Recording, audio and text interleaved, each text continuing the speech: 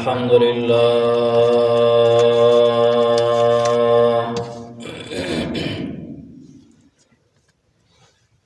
الحمد لله الذي أنزل على عبده الكتاب ولم يجعل له عوجا والصلاة والسلام على سيد الرسل وخاتم الأنبياء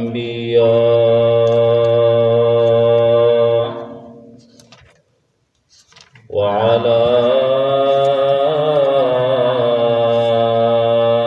آله وأصحابه الأتقياء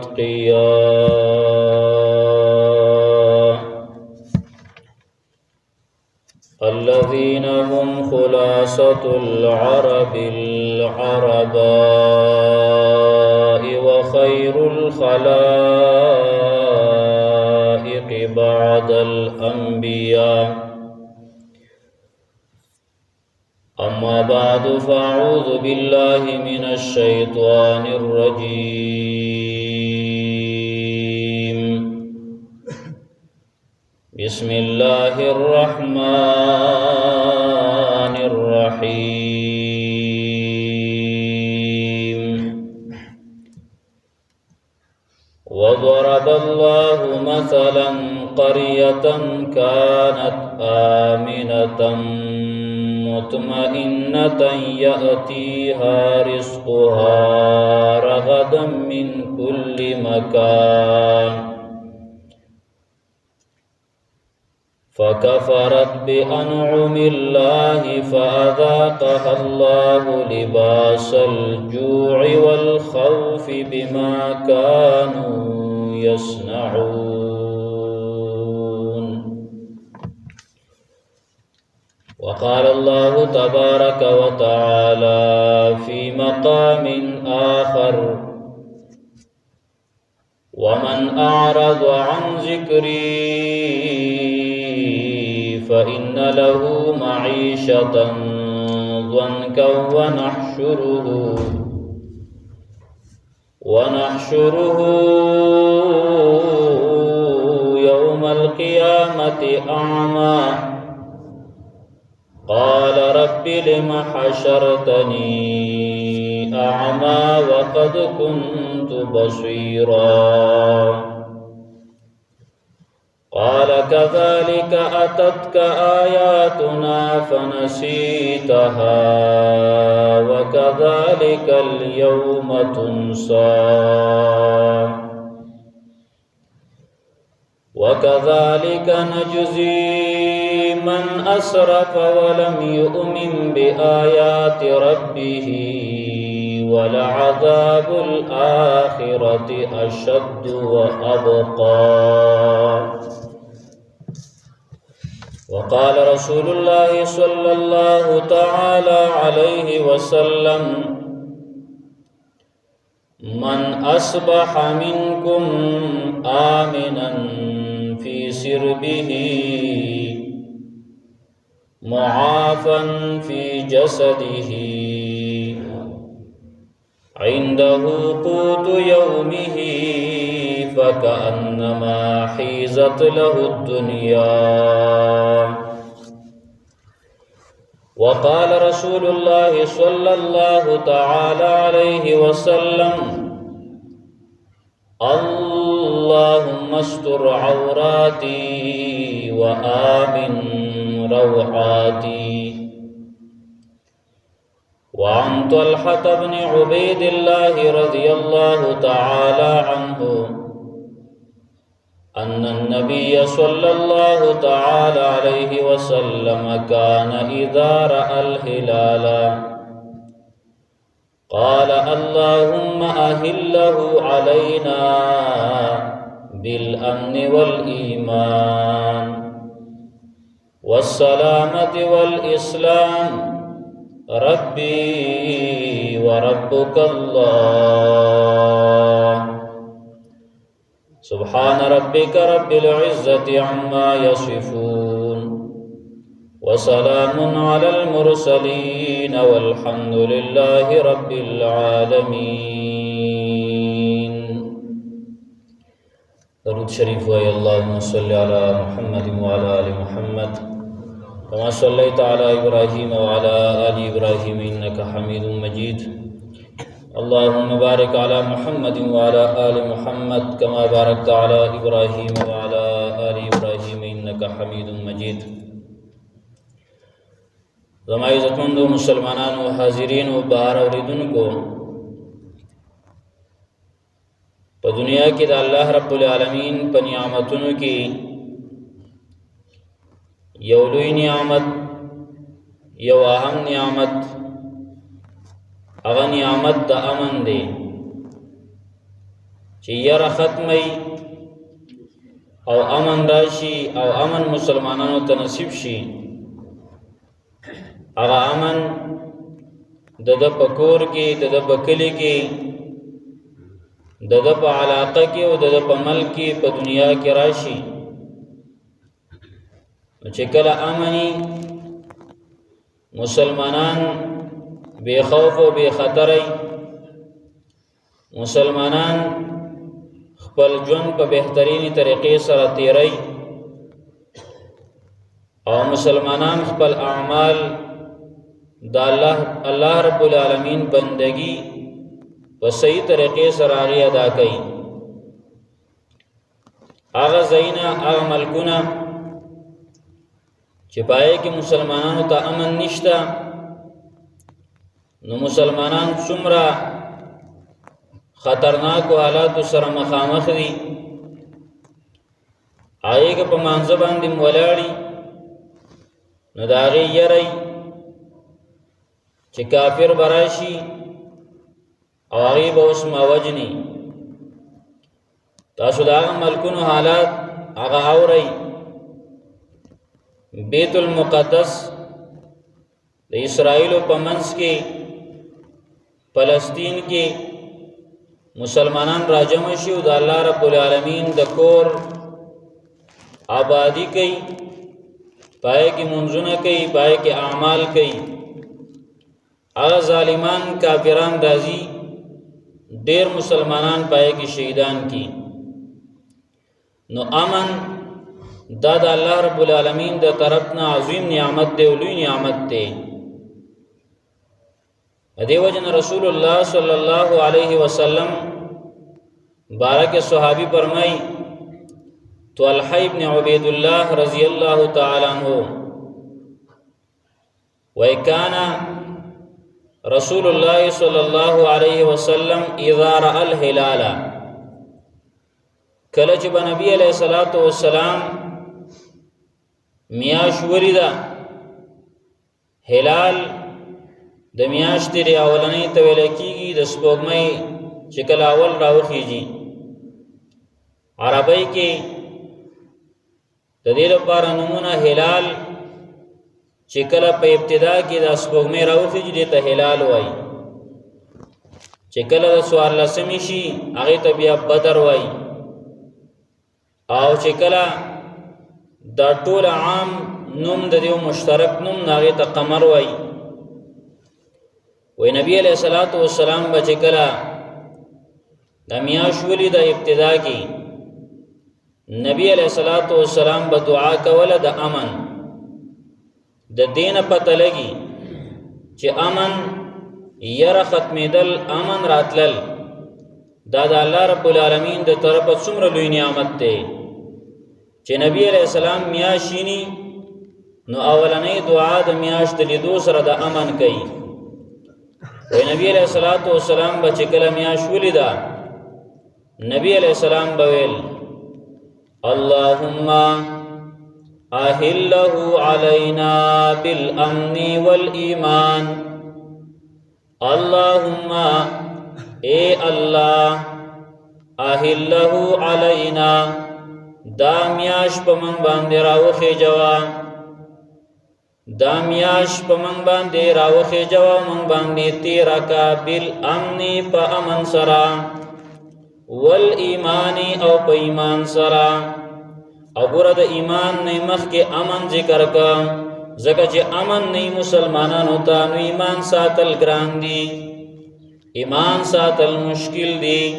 نو د ایمان نمخ کې امن پکار دی چې امن مسلمانانو ته راشي. دې وجنا نبی علیہ الصلوۃ والسلام چې کوشش کو مهنت کو او دارنګ هغه مدینه کې لاول دا ټول ترتیب برابر کو مسلمانانو ته یو جدا ریاست او جدا ملک هغه ورله خاص کو د دې لپاره چې دلته امني او نور زینو کې بیا دعوت چلی. نبی علیہ الصلوۃ والسلام وی اللهم اهله علینا بالامن والایمان، یا الله د میاش په من باندې تاراوخه جولا والله تیرا باندې تیرا کا په امن سرا او په ایمان سرا. ځکه چې امني او بیا اوس ایمان نه نو بیا هم پیدا نه ده. هغه امن پیدا ناک دی چې هغه سره ایمانی.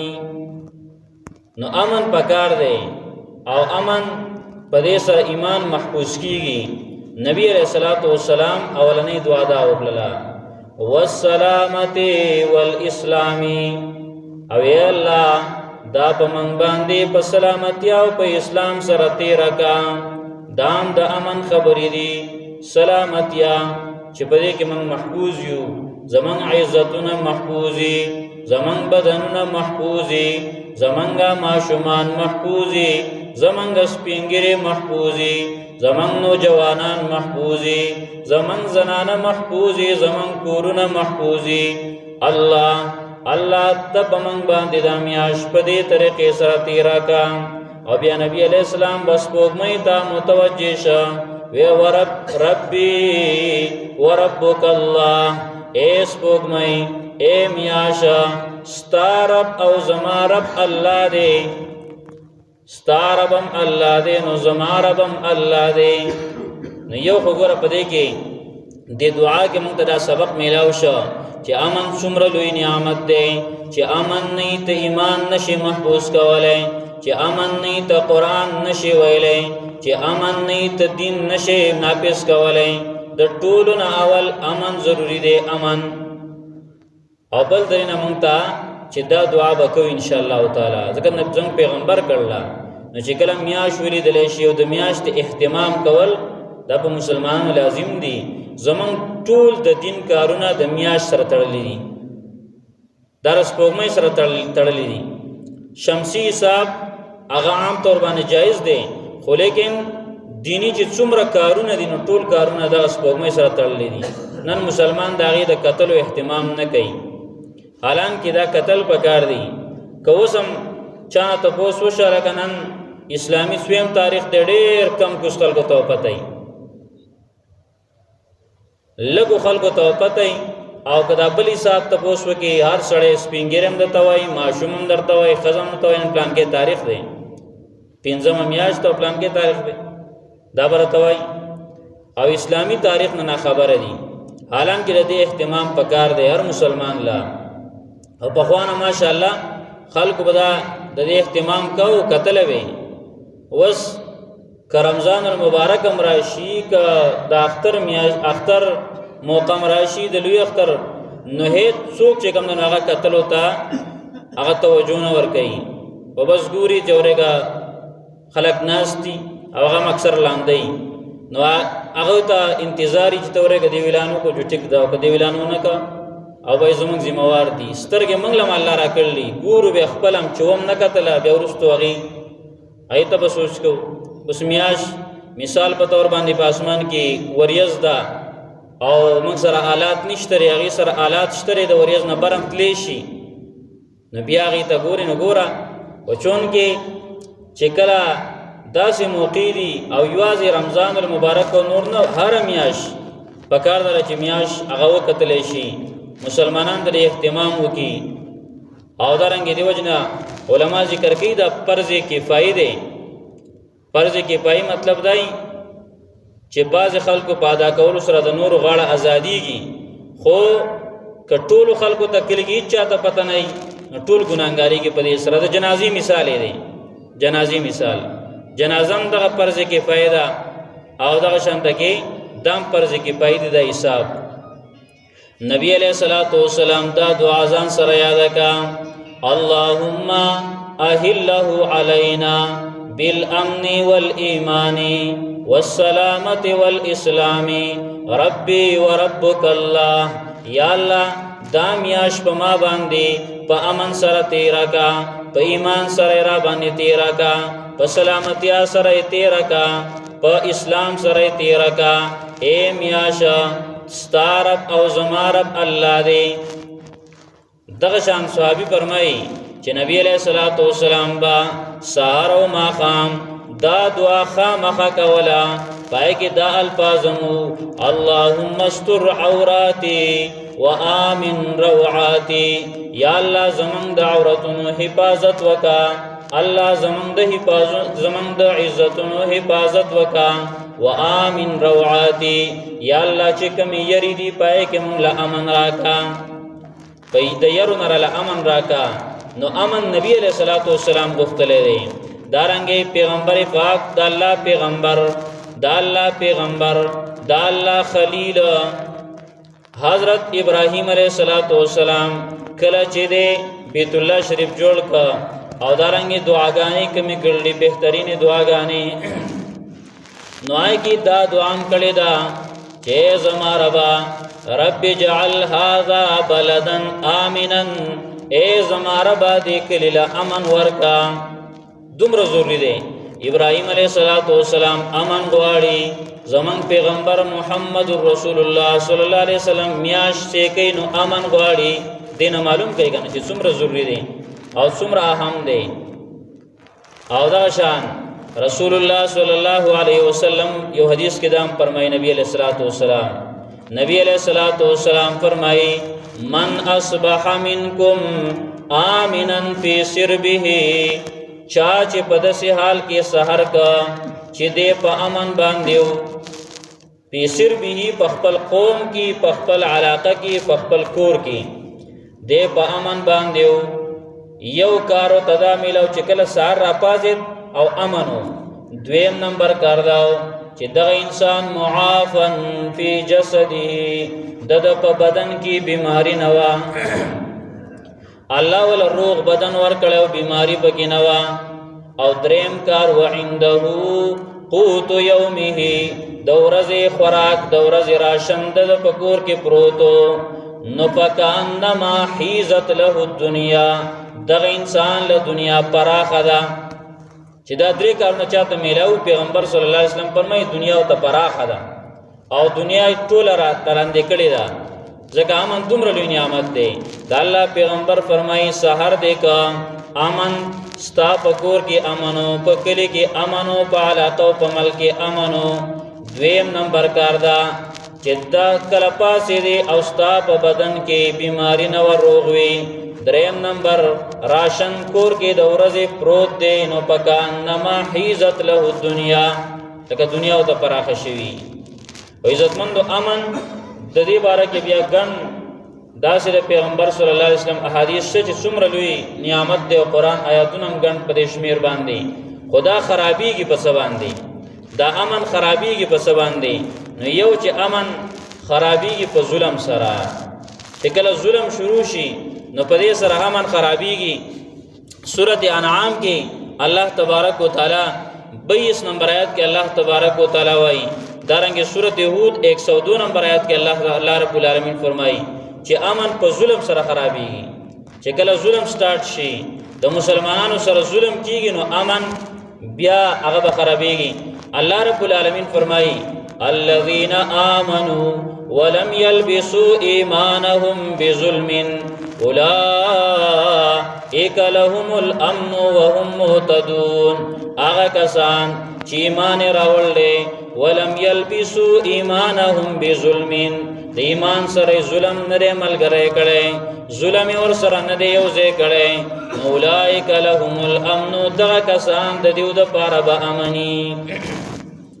وسم که مسلمانان امن غواړي نو د هغې دپاره کار دا دی چې ظلم نه ځان ساتي او شرک نه ځان ساتي ځکه غټ ظلم قرآن کریم کې الله رب العالمین فرمایي چې غټ ظلم شرک دی د ټول نه لوی ظلم سره شرک دی د الله سره شرک کول د الله سره حصه‌دار جوړول او نن د شرک اړې او څومره آباد دي د شرک ځایونه څومره آباد دي او هغه مشرکان هغه پای کې اخته دي مبتلا دي او د شرک ځایونه د هغه حفاظت ته خلک ولاړ دي د هغه حفاظت کوي د شرک اړې هغه روانې دي الله رب العالمین فرمای الذين آمنوا ولم يلبسوا ایمانهم بظلم اولئک لهم الامن وهم مهتدون چې ایمان راوړل د ایمان نه ورستو هغه ورسره ظلم نه شریک کړي شرک نه دی کړي ظلم نه دی کړي نو هغه ته امن ملويږي که مسلمانان غواړي چې امن مونږ ته ملاوي شي په ملک کې امن راشي په علاقه کې امن راشي په کور کې امن راشي کار بدا کې شرک نه بزان ساتي ایمان په الله راوړي ظلم زیاتې بنه کوي او دغه شان الله رب العالمین فرمایي چې دغه وكذلك أخذ ربك إذا أخذ القرى وهي ظالمة إن أخذه أليم شديد وكذلك أخذ ربك دغشان استاد رب نیولدی الله نیولدسی چې لکه څنګه عادیان ونیو سمودیان فرعونیان دا خلک چې څنګه ونیو نو وكذلك اخذ ربك دغشان نیول درب ستادی اذا اخذ القرى وهي ظالمه کله چې دا کلیوال رانس یو دا ظلم کوونکی شرک مبتلای ظلم کې مبتلای او الله ان اخذه علیم شدید دا الله نیول ډیر دردناک دی درد ور کوي بیا دا الله نیول ډیر خطرناک دی الله چې څوک راونه سین وغه الله ان اخذه علیم شدید دا الله نیول سخت دی دردناک دی درد ور کوونکی دی بل چې کوم دی چې تکبر کله سٹارټ شینو باغې سره امن ختميږي دا امن د ختمېدو اسباب ډیر دي یو څو دلته وایو یو پای کې ظلم او شرک شو ظلم شو یو دیم شرک شو دریم نمبر پای کې تکبر کول چې کله متکبر شي خلک تکبر ول زیات شي نو الله رب العالمین بیا په خلکو باندې داغي امن الله ختمي داغي امن الله لري کې متکبر خلک زیات شي او دام قران کریم کې الله رب العالمین فرمایي سورته اسراء بني اسرائیل 14 نمبر آیات الله واذا اخذنا واذا اردنا او کله چې اراده کومنګا دیو کلی د هلاکولو واذا اردنا ان نهلك قريه امرنا مترفيها ففسقوا فيها فحق عليها القول فدمرناها تدميرا واذا اردنا کله چې منګه اراده وکړو الله وای ان نهلك قريه چې یو کله من هلاکو یو ملک منګه غرق کو هلاکی کو یو کله هلاکو امرنا مترفیها منګه حکم کو اغه مست خلق ته پدې کې متکبر ته پدې کې اغه پزلونو کې واچو نو پسقو فیها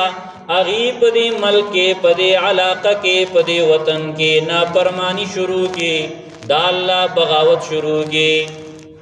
امرنا مترفیها پسقو فیها الله فحق عليها القول فدمرناها تدمیرا پاغي باندې د الله عذاب نازل شي د الله خبره په ثابت شي نو هلاکم غیلرا پالا کول سرا ایو تفسیر پکې دا سم دی چې دا امرنا مترفیها الله وکله چې موږ د یو کلی د الا کولو اراده وکړو امرنا مترفیها پدې کې چې کم متکبر خلق دینو هغه خلق موږ د ملک مشران کو اغیلا امارت ورکو اغیلا امیری ورکو اغیلا مشری ورکو اقتدار اغیلا ورکو نو پسقو فیا اغه پدې کې نافرمانی شروع کی گناہونه شروع کی دا الله خلاف او دا الله بغاوت دا الله په مقابله کې نور څه شروع کی دا الله خلاف شروع کی نو الله وی هلاکی کوم پالا کول سره دا د امن د ختمېدو اسباب دي دغه شان بل الله رب العالمین بل ځکه وای سورۃ النحل کې الله رب العالمین فرمایي چې کله ناشکری شروع شي ناشکری نو هغه خلکو باندې داغي امن ختميږي بیا هغه امن نشي مونډل او امن به ختميږي او سورۃ النحل کې الله وایي وضرب الله مثلا قرية كانت آمنة مطمئنة يأتيها رزقها رغدا من كل مكان فكفرت بأنعم الله فأذاقها الله لباس الجوع والخوف بما كانوا يصنعون الله ويوكلو فأمن بانديو أمن ولا الله ورکړو رزق پراخو دا هر طرف نه وو رزق راته د یو ملک نو بل ملک نو دار زینا فكفرت بأنعم الله دا الله د نعمتونو ناشکری وکړه ناشکری کې اخته شو نن وسم خلق خبر سره مثال په تور باندې هغه ټیم رزق به ته ملوي دوی ما ستسدي ناشکری کې اخته شي نو الله فكفرت بأنعم الله دا الله په نعمتونو ناشکری شروع دي چرته الحمدلله ونوي کته ته څنګه بس وای ټول چې کوم نو بس غرق کې موعظه څوک هم ځان ته بس غرق وای خبر څو سره یې صحت پر برابرۍ کله بیماری د الله باندې ټول خلک بیماران تو وای الحمدلله کته تاسو څوک ته پوښتنه کې کډیر بیماری خلک به تعالی څه درکې او څه وو کی دا خپل مرز ډاکټر ته وای هغه بدله دوايي درکې او کته خلکو ته وی چې رزما پتیزه درته او دسه چل له دسه غرق شوما هغه وای چې بس الله دې ختمو او یا برتا هغه نور تعالی څو کی خو هغه ته صرف هغه ته بغیر د دینه د خپل پریاد نه بغیر ورته وای ماته دعا وکړه دعا درخواست کولې شي هر چاته ویلې شي نبی علیہ الصلوۃ والسلام عمر رضی الله تعالی عنہ ته وزلوي یمن چې عمره لاله شي ما دعا کی یاد کړه نو دا ویلې شي چاته خو لیکن پریادونه باندې کې ناشکری کې اخته شوی الحمدلله تنوي رزق در سرشتره ته الحمدلله نه وي په بدن باندې روغي داسې خلکو ته ګوره چې هغه ټول عمر په کټ باندې پراته دي داسې خلکو ته ګوره چې داغي دماغ کار نه کوي لیونه دی ټول بدن روغ دی خو دماغ کار نه کوي هغه اندامونه هغه بے پیدي دي لاس بے پیدي شو ددا خپې بے پیدي شو ټول اندامونه بے پیدي ځکه دماغ یې صحیح نه دي لیونه دی نو دغه انسان دغه ته وګوره لاسونه د چانشتا سترګې نشته ډوندې هغه ته وګوره ناشکری مکوا الله فكفرت بأنعم الله دا الله د نعمتونو ناشکری وکړه نو چې کله ناشکری وکړه نو فأذاقها الله لباس الجوع والخوف بما كانوا يصنعون الله تعالی هغه خلق ته د لوګي جامې واغوندولې د لوګي جامې او دا جامې ولې الله ویلي ځکه چې ټول په دې بس په دې کې پټ شي په دې غریبۍ کې د مهنګای کې دا بس ورغرق شو فأذاق الله لباس الجوع دا د ناشکرۍ د وجنه الله رب العالمین په دغه انسان باندې فأذاقها الله لباس الجوع د لوګي جامې ورته الله واغوندولې دغه ملک ته دغه کلی ته دغه علاقې ته والخوف او د یری جامې ورته الله واغوندولې د امن جامې دی واغستې او د یری جامې ور واغوندولې دا خو الله دی بما كانوا يصنعون په دې وجه باندې چې دوی څه کول بل سبب هغه چې دا امن ختمي قران کریم چې وکتل شي سورۃ طه کې 124 نمبر آیت کې آی کې الله رب العالمین د امن د ختمېدو یو سبب بیان کړی دی چې امن په دې سره ختميږي چې خلک د دین نه مخ واړي د قران نه مخ واړي الله ومن اعرض عن ذکری فإن له معيشة ضنكا ونحشره يوم القيامة أعمى ومن اعرض او چا چې مخواړو عن ذکری زما د ذکرنا درسه مفهوم دی ذکر کې قران نور اذکار ټول دین په دې کې راغی الله وای چا چې د دین مخواړو نو فإن له معيشة ضنكا دغه انسان د پاره الله تنگولن جوانور کې تنگولن دی به خپي پریشان وي دې وجنه څومره د ذکر د الله د دین نه مخړاولې کې مجموعي اعتبار سره هم حکمرانانو ته ګوره د الله د دین نه څومره مخړای چې کینی هغه چې کوم نه یو قانون سازي هغه د قران خلاف هغه د دین خلاف او دغه شان کعوام دي من کو ګورو نو که چرته وادي دای کې مونږ قران ته نه ګورو احادیث د پیغمبر صلی الله علیه وسلم ته نه ګورو که غم راغی آی کې د الله حکم او د الله پیغمبر ته نه ګورو اعراض دی اجتماعي طریقې سره مخ اړول دي انفرادي طریقې سره هر کس او هر نارینا هر زنانا هر مشر هر ځوان دا ټول چې کوم د الله رب العالمین د دین نه مخ اړي نو دې په وجه باندې ژوند تنګ ولن شوی دی د دې وجه نه چې کوم یو انسان د الله د دین نه مخ نه اړي او د الله د دین سره تعلق دا غ ژوند به مزیداري هیڅ به ور سره نه وي خو ماشاء الله تر او تازه خوشالي د ژوند نه بخون هغه واخلي ځکه دا زړونه دا خدای الله پر اس کې دي دی وجه نه عزتمندو د دې مونږ ته پته نه لګي د ایمان د دې مسلمانۍ او د دې د دین ځکه مونږه پیدا شوی مسلمانان یو هغه کافر چې کله هغه مسلمانان شي هغه وای د دې ژوندۍ او داغي په منځ کې د زمکه او د اسمان نه زیاته فرق دی او زیاته فاصله ده دومره لريواله دی هغه کافرو د زړه سکون نشته د ټولو نه زیات خودکشي جګیږي هغه د کافر ملکونو کېږي د ټولو نه زیات خودکشي او چرتم داسې انسان هغه ته نشي دلې چې هغه دین سره تعلق یې هغه د خودکشي وکړي هغه د خپل ژوند نه تنګ شي هغه خپل ژوند نورم غواړي او چې کوم انسان کې بيدینی هغه انسان ژوند تنګ ولني دی وې سره سره نشته غرق شوما تباہ شوما هر ځای کې پریشانی شکایتونه دا هغه انسان چې کوم د دین نه الله رب العالمین پر دا الله فیصله ده الله وی ومن اعرض عن ذکر چا چې زما د دین نه مخ واړو فإن له معيشة ضنكا تنگ ولن ژوند باور کما امن به واخلما یری به پیراولما لوګي به پیراولما عزتمندو دا اسباب د